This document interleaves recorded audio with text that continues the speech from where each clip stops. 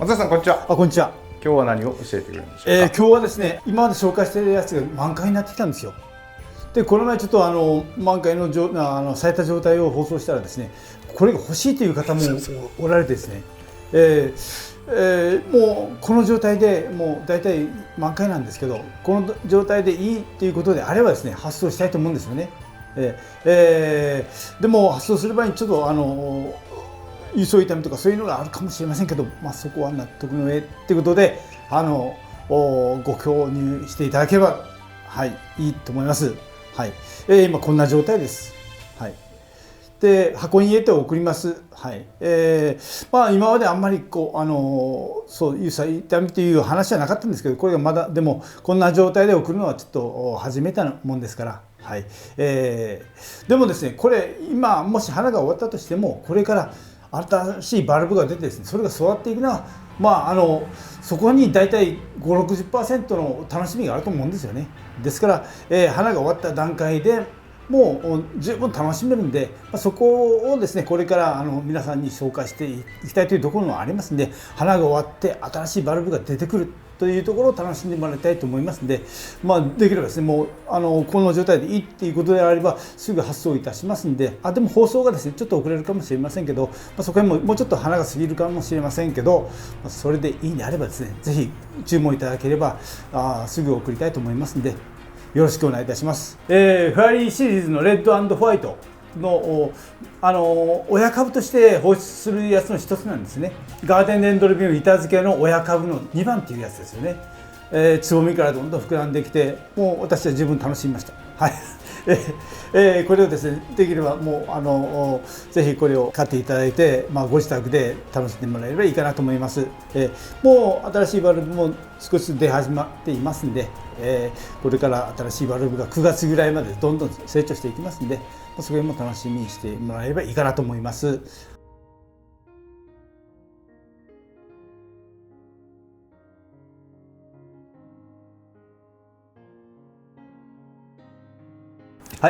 これがですね、フェアリーシリーズのレッド&ホワイトを、3月に紹介したガーデンデンドロビウムの板漬けの親株放出のやつの1番ですね。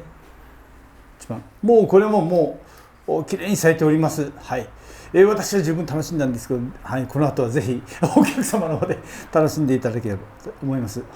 こんな状態ですんで、もう花が終わりかけのところもありますから、これをご了承の上、もうこんなのでいいんであればですね、ぜひご購入を検討してください。本当に今から、新しいバルブが出てきてですね、それが楽しめると思います。9月ぐらいまでずっと太ってきて、10月にバルブが充実してきますんで、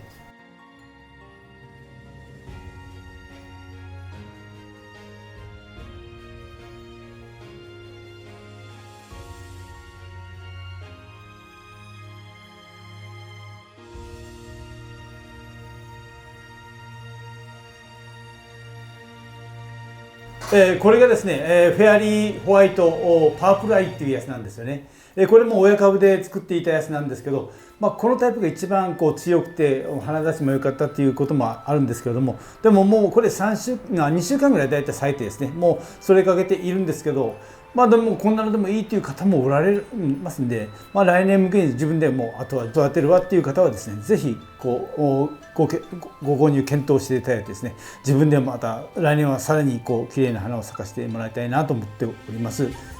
できれば早めに花を落とした方が本当はいいんですけどね。ガーデンデンドロビウムのフェアリーシリーズのホワイトのパープルアイってやつですね。松田さん、開花期間って大体どれぐらいなの？冬場に咲かせるデンドロビウムは長いんですけど、もう今普通に咲く場合はですね、大体咲き始めてから3週間から4週間ぐらいは綺麗になってると思うんですよね。でももう悪くなってくる部分もあるんで、そこだけ早く切ってやればいいかなと思います。でも松田さんはこれで十分癒されたんですね。すいません、私は楽しませてもらってですねもう本当に夜中2時3時起きて全然退屈することないんですよね。でも近頃はもうちょっとまた2度寝をせないかなと思っているところですね。睡眠時間がちょっと6時間に足らない場合が多いんではい。皆さんもですね十分楽しんでおられると思いますけれども、本当に育てるだけじゃなくて見る時間もちょっと欲しいなというところですね。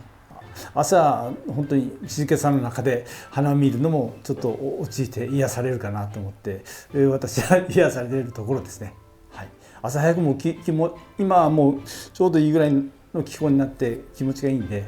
朝早く起きてですね花を見るのも一つかなと思います。はい、それで自然に癒されてる効果が多分あると思うんですよね。今新しいバルブが少し下から出てきているんですけど、これが今から梅雨時期にかけてガンガンと太ってきますんで、ぐんぐんとですね、これが成長するのもすごく楽しみになりますんで、今から乾いたら水やるパターンとちゃんと肥料をやればですね、どんどん育ってくるんで、その辺の成長が面白いかなと思います。楽しめるかなと思いますんで、皆さんできれば挑戦してみてください。これがフェアリーシリーズのレッド2というやつですね。ステンレスの網につけたやつです。これも綺麗にもう満開になってきました。こんな感じの仕上がりですね。ちょっと大輪形で裏もこういうふうに根が少しずつ張ってきておりますね。はい。今年はまだこれ以上に根がどんどん張ってきて、根の動きもですね躍動感があって面白いかなと思っているところですね。はい。多分これ日本でこんな作り方してるのは私ぐらいかなと思うんですけど、一つの試験としてこういう作ってみたんですけどね。はい。こういう作りもありかなと、飾りにする場合ですね、室内インテリアとして使う場合に、ちょっとこういうのも面白いかなと思って作ったところですね。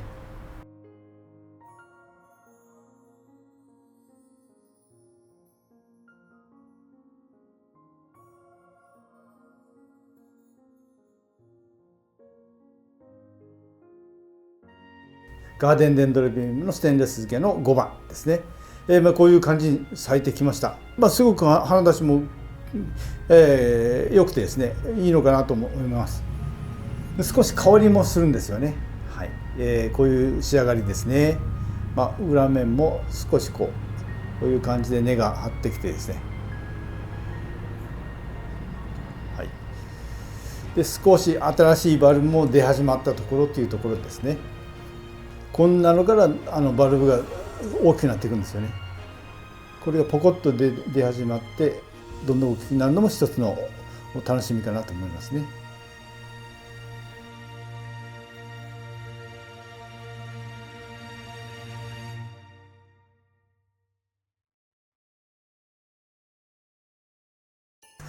ステンレス漬けのガーデンデンドロビウムの4番というやつですね。もう花がもうすれかけています。こんな状態からまた来年に向けて指導するという形ですね。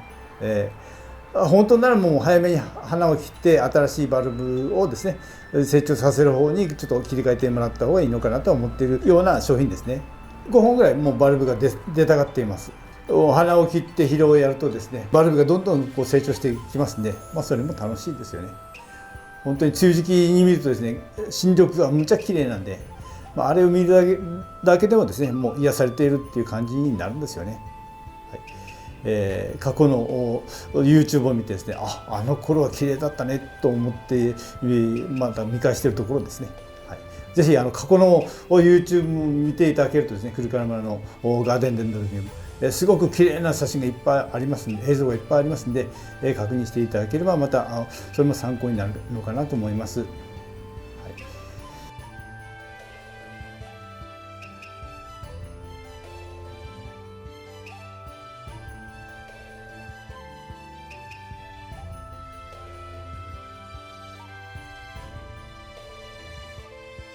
これがですねガーデンデンドロビウムフェアリーレッド5ですね。フェアリーレッド5で紹介したやつですね。もう、100% 満開です。こんな感じですね。でもこれはですねもともと花つきがいいガーデンデンドロビウムでした。ピンク色でですね。はい。育てやすい。ちょっと伸びる性質が少しありますね。こういう感じで、花つきが良くて丈夫でした。でもこれも板につけたばっかりですんでこれからですねしっかりこう成長期に入って板にですね根っこがどんどん回ってくる伸びてくるのも楽しいかなと思います。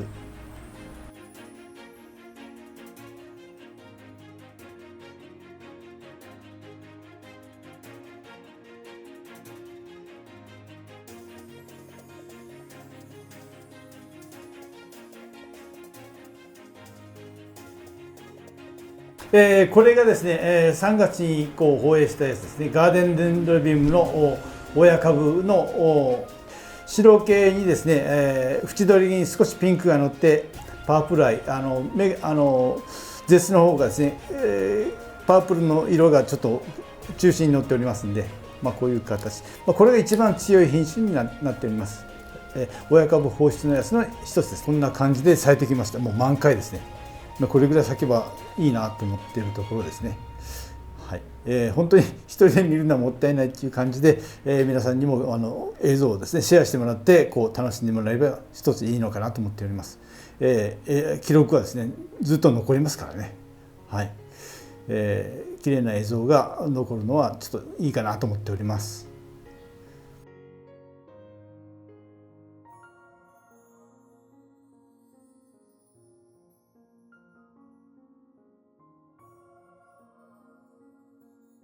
これがですねフェアリーシリーズのレッド&ホワイトってやつですね。これは、ね、だいたい5分咲きぐらいなんですけど、こんな感じで今咲いてきます。これから1週間もすれば多分また全部咲いてくれると思いますんで、こんな感じで新しいバルブも出てきてますし、これ1回ですねうちでうちの店で、1回凍ったやつですね。凍ってもこうやって復活してくれてるという感じのやつです。去年の12月えらい寒くて、3回ばかり凍らせたことがあるんですけど、その中の一つです。でもある程度株が大きくなっていればダメージもちょっと少なかったですよね。でもちょっとこの前も言いましたけど、ガーデンデンドロビウムマイナス4、5度まで耐えられると言ってますけど、やはり凍らせない方がいいんで、そこへんはもし外が寒い場合には注意してください。それとですね、この前関西ランテに行った視察に行った時の YouTube がこの前流れたんですけど、40分ぐらいの対策ができておりますんで、そこにもう綺麗な映像が載っておりますから、そこへんをですね趣味家の方はですね見ていただけると映像が楽しめると思いますんで、そこへんもちょっと中途で紹介したいと思います。はい。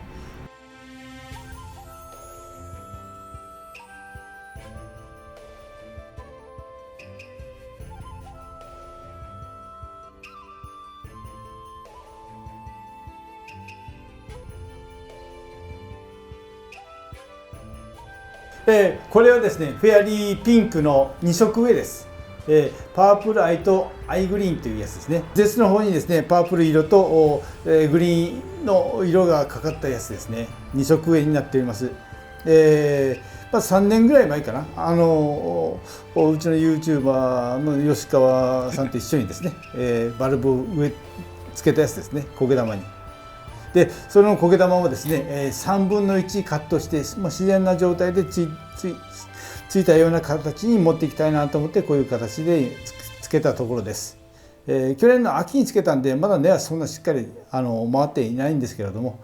今年はきれいに育ってくれると思います。花自体はですねもうすれかけてはいるんですけれども2色植えということでこれからたくさん今仕込んではいますけどこれから今紹介できるのは、これぐらいかなと思っております。はい。2色植えとか3色植えとかこれから作って紹介していきたいなと思っているところですね。これで去年1回、1回か2回ちょっと外に出してて凍ったんで、それでも今のところこういう感じで育ってくれていますんで、はい、特に寒い地方の方は寒い時にはちょっと家の中に入れてやった方がいいかなと思っております。実証実験今いろいろやっておりますけど、まだはっきりしたところがあればですねどんどん紹介していきたいと思います。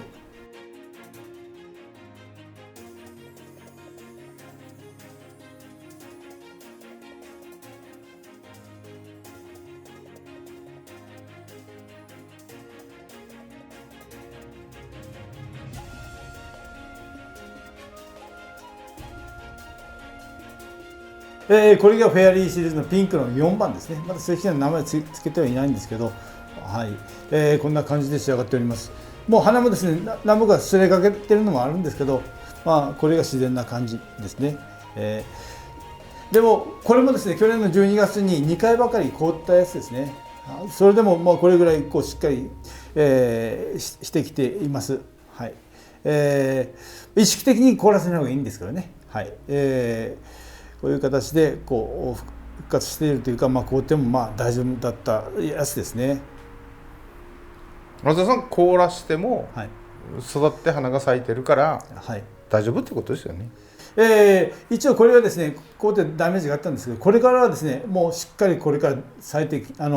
バルブが出て咲いてきますんで、今年耐え切ったんだから、もう来年はですね、もうまだ丈夫になってくると思います。で、これ年を越すごとに株が出来上がることによって耐寒性もちょっと上がるかなと思ってるんですよね。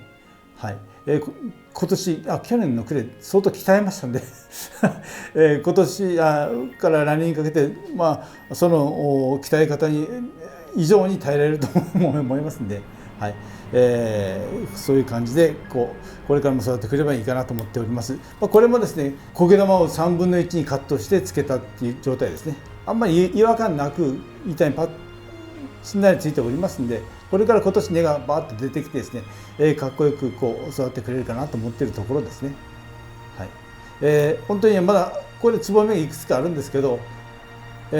本当に花が咲いてる時は 100% じゃなくて、つぼみが大きくなり咲く、それが少しずつ散っていくというのも一つの風情の一つかなと思いますんで、そこへも大きな目で見て楽しめるかなと思うんですよね。で、悪くなった花だけをプチプチ切ってですね、また下から新しいバルブがどんどんニョキニョキ出てくるのもすごく楽しいんで、本当に1年通じて楽しめるかなというところを紹介していきたいな、今後も紹介していきたいなと思っておりますので、ぜひ来るからのチェックしてですね、株がどうなったかとか、そういうのもですねチェックしてもらいたいなと思っております。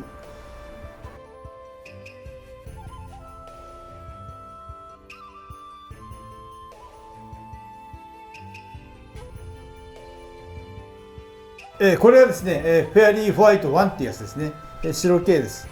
これは薄いピンクも入ってないんで、白のパープライが入っておりますね。でもフェアリーホワイト1で紹介しておりますんで、はい、そこをチェックしてみてください。これはですね、去年丸い苔玉を3分の1ぐらいにカットして作ったやつですね。もうほとんど今満開ですね。こんな状態です。はい、これから花が散って新しいバルブがニョキニョキ出てくるというやつですね。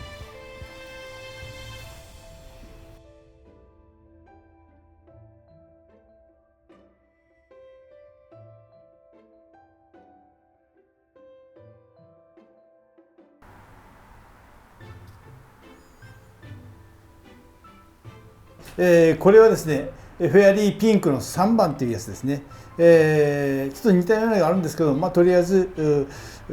ピンク3ということで表示しておりますんで、花出しも良くてですね、ピンク系統ですね。尾光も少ししますね。はい、こういう感じで仕上がっております。はい、これも半分に切ったやつですね。こういう形のピンク系です。はい、これも凍ったんですけど、うまくまた咲いてくれましたね。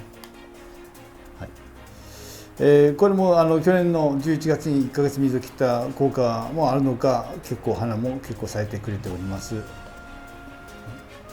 もう花が散る頃に時期に下から新しいバルブが出てくるんで、それも期待していきたいと思っています。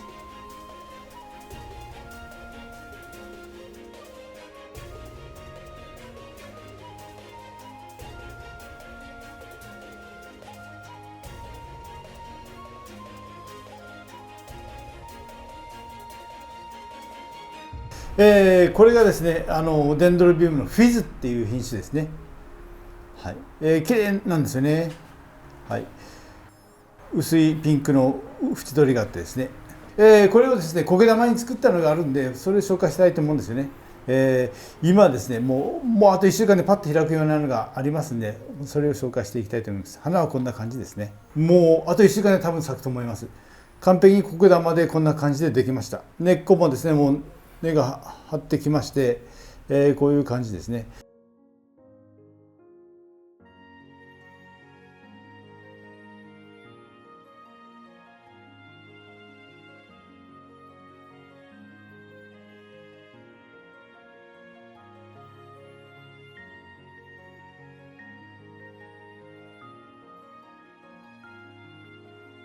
でもこのフィズ結構背が高くなるんで、一応試験的に焦げ玉にしてみましたけど、上に立ち上げるのは厳しいかなとちょっと思ってるところですね。はい、この小さい焦げ玉でしっかり上にこんな感じでガンと花がつきましたんで、これはこれで面白いのかなと思います。こういう感じで、楽しめるのも一つかなと思います。はい、思った以上に大きくなったという感じですね。花むっちゃ綺麗なんですけどね。綺麗ですよね。これを来年は寝せてみようかなと思ったり、ちょっと今試行錯誤しております。はい。でもこれ寝せるならもうちょっと早めにした方がいいのかなと思ったりしてですね。でもちょっと大きくなりすぎるんで、はい、やっぱ寝せる方で来年は最初から寝せて何鉢か作ってみようかなと思ってるところですね。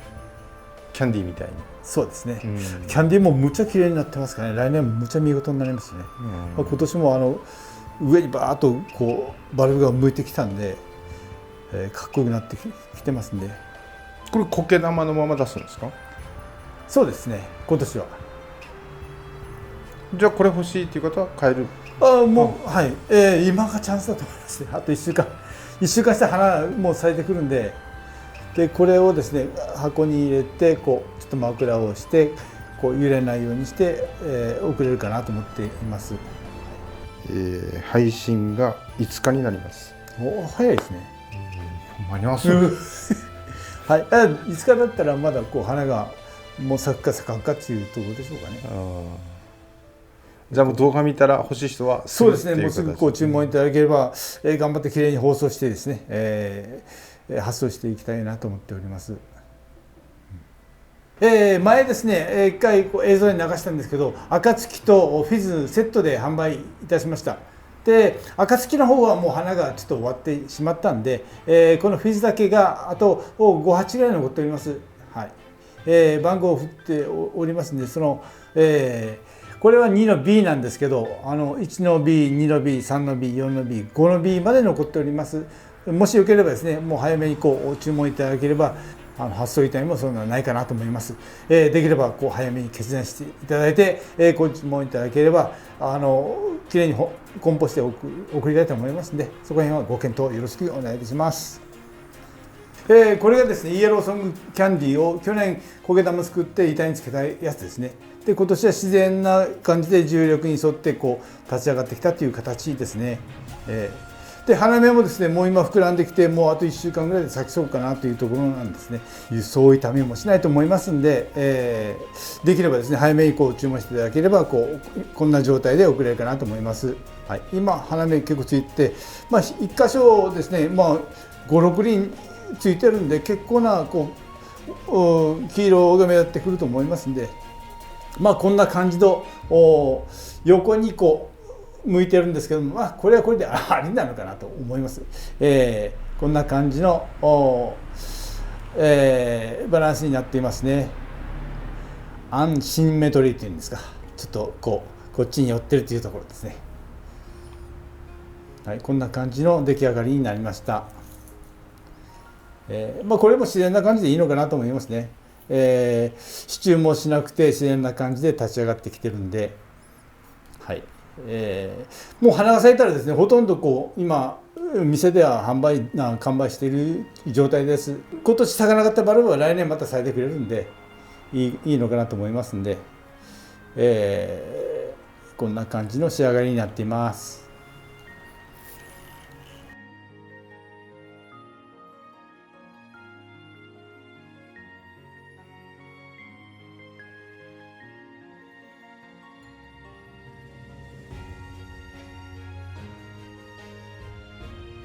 これがですね、イエローソングキャンディーの板付けの6番っていうやつですね。これも自然な感じでバルブが立ち上がってきたっていうやつ。去年板付けにして自然な感じ、重力に沿ってバルブを伸ばしているという形ですね。で花も結構ついておりますんで、はい、こんな感じですね。新しいバルブも出てきておりますんで、いいのかなと思ってますね。こんな感じの仕上がりになっています。自然な感じの出来上がりになっているかなと思っております。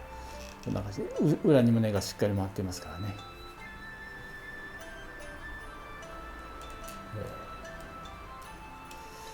もう来年ぐらいからですね、上とかも自然な感じに仕上がってくるんじゃないかと思っております。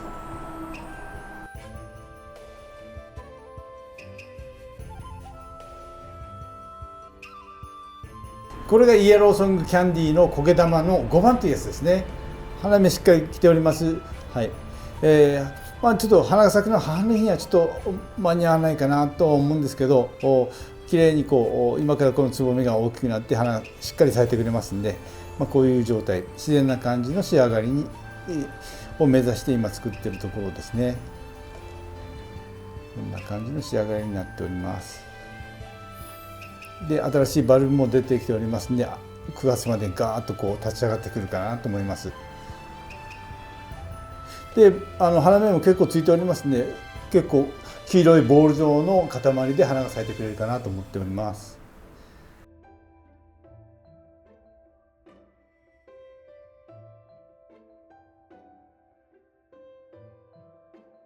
これがですね、2月に放映したマダムロイヤルです。マダムロイヤルの5番っていうやつですね。で、つぼみがどんどん膨らんできたところです。できればですね、これもつぼみの状態でお送りした方がいいんで、できれば早めに注文していただければこのまま送れるかなと思っております。はい。今からですね、あと、2週間ぐらいで咲くかなと思います。大きくなりました。はい。1年目、2年目、3年目にこれぐらいになったというところでしょうか。花もいっぱいついておりますんで、今が送り時かなと思いますんで、欲しい方はですね、1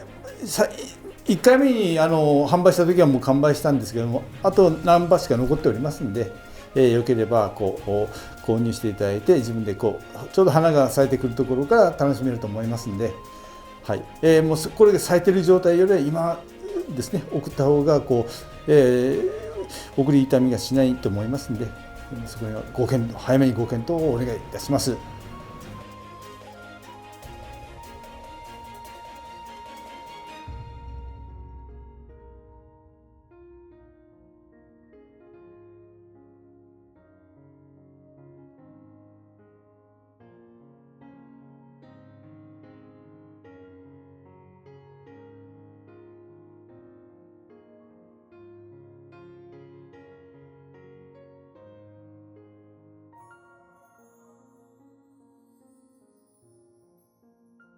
これがですね、フェアリーシリーズ、フェアリーレッドのパープルアイという品種なんで、これからもこれを固定してですね、たくさん作っていきたいと思っております。すいません、いろんな色があるけれども、あれはあれです。他の色もですね、大株になればすごいボリュームが出てくると思いますんで、大株を作って皆さんが欲しがるような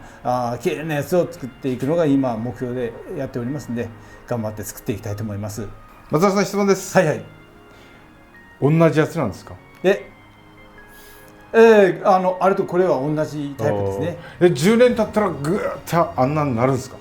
でもあそこはですね、肥料やり管理多分していると思いますんで、やっぱり肥料やってるんだ、とかちょっと確認行ったらですね、裏の肥料やってありましたんで、ちゃんとそこはしっかり肥料をやって、非売管理をしていると思います。そこへの管理をしてああいうふうになったっていう形じゃないかと思います。肥料もやらずに育つんですけれども、肥料をやればああいう形で大株になって、毎年咲いてくれるようになってくると思いますんで、はい。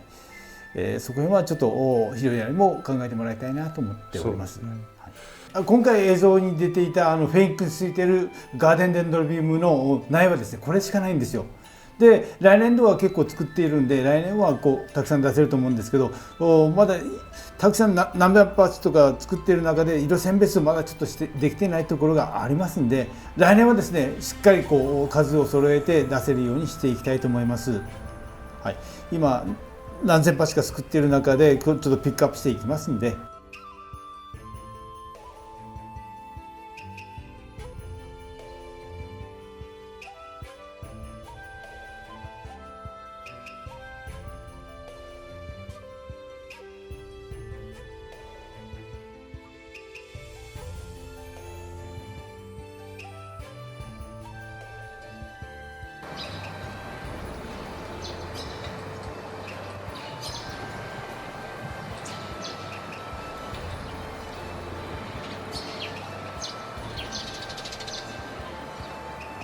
今日は花が咲いている商品の紹介をいたしました。で今もうほとんど満開の状態なんですけど、お客さんの方から満開していても欲しいという方が何かおられましたんで、今回は紹介しました。今回本当満開とかちょっとすれ気味のやつもあるんですけども、そういう状態でいいっていうことであればですね、